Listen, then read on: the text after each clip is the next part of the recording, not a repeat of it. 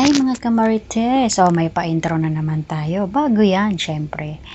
So ayun na nga, dahil sa nag-request yung mga alaga ko, ako ay magluluto or magbe-bake ng garlic bread or pepperoni bread. Dahil mabait tayong nani, magbabait-baitan tayo para naman makatanggap tayo ng hadiya. Joke lang. Siyempre, kung tawagin ng mga alaga ko itong bread na to ay garlic bread daw at saka pepperoni. Inulit ko lang. At siyempre, gagawin natin yung request nila, di ba? At ayun na nga, naggayat na ako dyan ng green pepper at saka yung dahon ng sibuyas or aywan ko anong tawag doon. Basta yun na yun. So, simple lang naman. Ako ay gasilip-silip kasi medyo lumalabo yung camera ko sa oras na yun. Iwan ko ba or baka malabo lang talaga yung mata ko. Ay, okay lang malabo ang aking mata. At least, hindi malabo ang aking puso. Ay, charot. Humirit na naman to. Humugot na naman ang inyong kamarites. So, ayun na nga, naipakita ko na sa inyo ang bread ng aking gagamitin. Binili po yan ng aking amo sa may Bikere. Siyempre, alangan naman sa pharmacy bilihin yun. At siyempre ginayat-gayat ko na ho siya, in-slice ko na ho siya, naka-ready na po yan, mayroon na pong nakapahid niyan na garlic. So, igagayatin ko lang niya ng ganyan lang siya, kaliliit, or kasi naka-ready na ho yan, mayroon na po siyang ano na, kung saan mo siya i-slicein, ganun na, ganun. So, ayun, dahil ready na po ay ilalagay ko po siya sa may siniya. Siyempre, i-arrange ko lang dyan ng maayos at lalagyan ko lang niya ng mozzarella cheese, ewan ko paano ba i-pronounce yun, bahala na ho kayo, wag na naman sana ako ibas dahil lang sa mozzarella cheese. Ay, nasanay kasi ako minsan kasi nagharutan kami ng aking mga alaga, kaya ganon kinukoreksyon nila ako, pasensya naman. So, ayun na nga, tingnan nyo, di ba? Mayroon nang naka-ready na, nakalagay dyan sa bread na yan ng garlic. Kaya, lalagyan ko lang siya ng maraming cheese para manuot-nuot daw dyan sa mga kilid-kilid niya yung cheese para maging garlic cheese. Ayun na nga. Medyo pasawa yung alaga ko dyan. Sa oras na yan, nag-I love you pa at nagbabaybay pa. Parinig ko sa inyo. Yala, Romina, kiala. Yala. Bye-bye. Bye-bye. Bye-bye, honey. Oh, patay, honey. Ganon kapasaway ang aking pinakabunsong alaga. Hinahanap ako, hindi man lang niya ako makita yung inuupuan ko, yung kung saan ako nagtatambay. Pag hindi niya ako nakita doon, wala na, hahanapin niya ako niyan. At hindi yan titigil tatawag ng aking pangalan. Ay, hindi titigil tawagin ng aking pangalan. Ano ba yan? Nabubulol ako. So, yun na nga, tapos na yung bread natin. And then, yan din yung gagawin ko na naman yung pepperoni bread. Ganon kasi tawagin ng aking mga alaga O, ganyan lang. Ginayat ko lang. Hindi pala, no? Inanong ko lang siya sa gitna, yung tinapay. And then, syempre, lagyan ko lang yan sa gitna ng mayonnaise at saka mustard. Sabi ng aking amo, mustard. Yung yellow. Kala niya siguro, hindi ko alam, no? Ganun na ba talagang tingin niya sa akin? Ay, nako. Charot naman, madam. Alam ko rin yan. Joke lang yun. Ngayon na nga, pinuulit-ulit lang kasi ng aking amo. Kasi inuulit-ulit ko rin yung tanong. Kaya, nabwisit na siguro sa akin. Wala nang laman. Kaya pinilit ko talaga na may lumabas dyan. In fairness, napilit ko rin, mayroon ding lumabas kahit papano. Kasi kailangan talaga lagyan ng maraming mustard at saka yung mayonnaise. Kasi pag yung alaga ko talaga, yung pangalawa kong alaga, favorite niya yan. Yung garlic bread at saka yung pepperoni bread. Mahilig kasi siya sa ganyan mga bread. Kahit anong ihalo mo dyan, kakainin niya yan. Hindi sila masilan sa pagkain. Basta, matansya mo yung lasa niya at yung gusto nilang pagkain. Yun lang ang gawin mo, kakainin talaga nila yan. So, So, ayun, ilalagay ko na ho dyan kasi napaghalo ko na yung mayonnaise at saka yung mustard. Ilalagay ko na yung green pepper na ginayat-gayat ko kanina. And then, siyempre, saka ko naman lalagyan mamaya ng olive oil at saka butter. Yung binawas ko dyan sa taas ng tinapay na yan. Kunti lang naman. So, ayun, dahil nailagay ko na lahat yung green pepper at siyempre ilalagay ko na yung pepperoni dyan. Pepperoni ba yan? Yun nga. Yun din ang tawag nila dyan eh. Sinsya na, hindi ako masyadong mahilig niyan. Hindi ako kumakain niyan masyado kaya medyo hindi ko kabisado yung pangalan niya. Pero tinatawag naman siya ng mga alaga na pepperoni daw. Ganon. Basta yun lang yun, yung naririnig ko. O, kung ano yung naririnig ko, ay yun. O, diba? Ganon ko rin tawagin. Kasi, para magkasundo-sundo kami at magkakaintindihan kami. O, diba? Madali lang. So, ayun na nga. Pinaglalagay ko na siya. May natira pa niyan, hindi ko na ilagay lahat. Kasi, na full na eh. Puno na yung gitna ng tinapay. And then, tapos na lahat. At syempre, makulit din dyan yung kasama ko katulong dyan. Ang dami niyang tanong. Gusto niyang malaman kung anong pinaglalagay ko at turuan ko daw siya. Oo, gusto niyang palagyan ng asin at black pepper. Hindi pwede kasi hindi palalagyan ng aking amo ng ganon.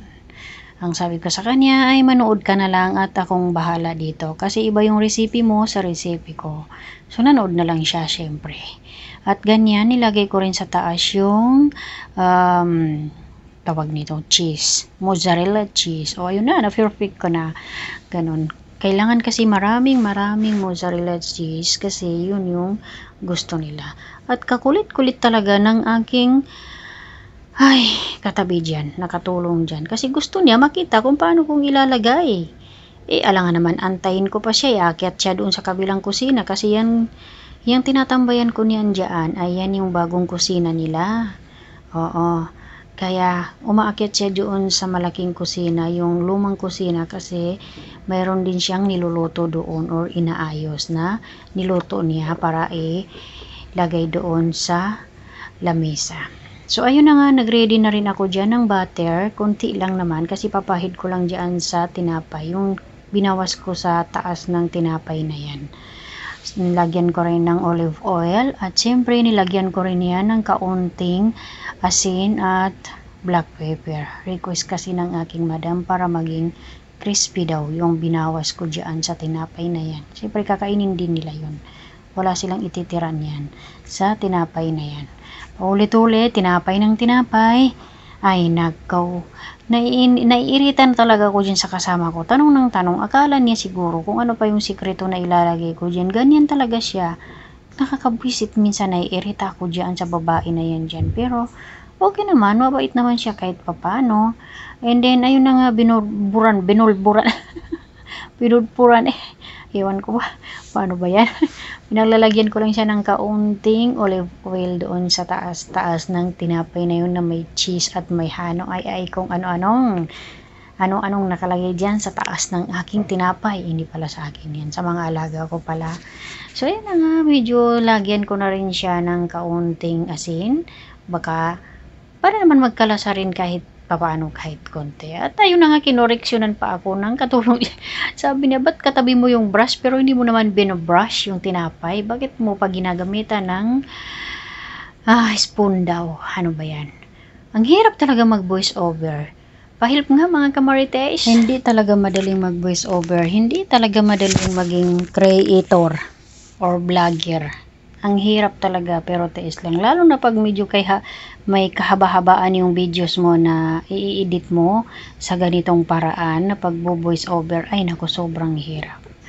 So ayun na nga mga kamarites, ready na po siya at ilalagay ko na ho siya sa may oven. Hindi ko pa yan lulutuin kasi mga 10 minutes before iftar or before kainan ay saka ko ilalagay doon. Kasi lulutuin ko lang siya ng 12 minutes or 15 minutes. So, ganun na nga. At siyempre, nilagay ko muna siya sa oven para naman hindi matalsikan ng kung ano-ano dyan, diba? And then, tinakpan ko ho siya. At maya-maya ay i-open ko na siya kasi magsi-6 PM na po. 5:55 na po dyan sa oras na yan. Kaya inopen ko na siya sa taas. And then, pahirapan pa kasi nararamdaman ko na walang apoy sa taas. Pagkabukas ko, wala talaga. Ay, nako, inabutan ako dyan ng 6:20 na. Medyo hindi na makaantay ang aking amo kasi hinahanap ng mga alaga. So, ayun na nga, sa wakas, naging success na siya. Okay na at nag-standby yung apoy niya. Naluto na rin yung butter. Ay, bakit butter? Yung garlic bread pala. Luto na. Unang naluto ko yung garlic bread. At siyempre, i-deliver ko na doon sa baba para makain din ng aking mga alaga. At hindi lang mga alaga, pati rin yung mga nanay, mga amo. So, bumalik lang ako saglit at okay na daw sabi ng kasamahan ko dyan. So, ayun na nga, ganyan lang ho siya. O, diba, ang bilis lang. Pero, yummy yan. At isa pang request ng mga bata po ay ganyan. Hindi ako ang gumawa niyan. Ginawa yan ng lola at aking madam. Ganyan lang siya. Para lang siyang pancake na maliliit. Tapos, ang nakalagay dyan ay parang cheese, kiri, kung tawagin, ganun lang. Minsan, nilalagyan nila ng chocolate or Nutella, pero wala na silang Nutella.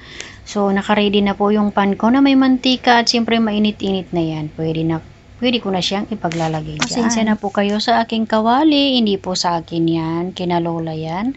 At ganyan talaga yan, hindi daw matatanggal yung mga dikit-dikit dyan, ng mga brown-brown dyan sa kilid. Pero malinis na ho yan.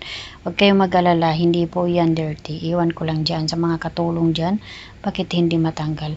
So, iniisa-isa ko na po siya balik-balik ta rin para hindi naman masyadong masunog at kasi ang gusto nila ay may pagka-crispy. Sweet kasi ito eh. So, ayun na nga. Okay naman siya at medyo natakot ako dyan kasi bumuka, lumabas yung cheese. O, diba? Kaya binaliktad ko pa rin kasi kailangan ko talaga siyang baliktarin. And then, okay na ho siya. Pinaghalo-halo ko lang siya ng saglit, ng 1 minutes lang. Then, siyempre, saka ko na ho sila inahon sa kahirapan. Kasi kawawa naman kung masyado ko na silang ika-crispy dyan.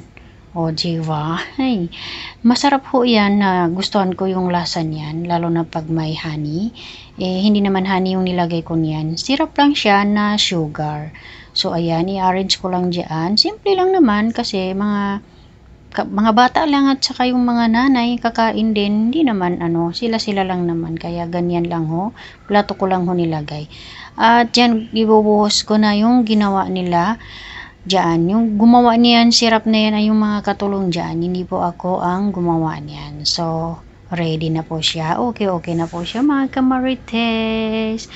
So, again and again, maraming salamat ho sa inyo. Thank you for watching.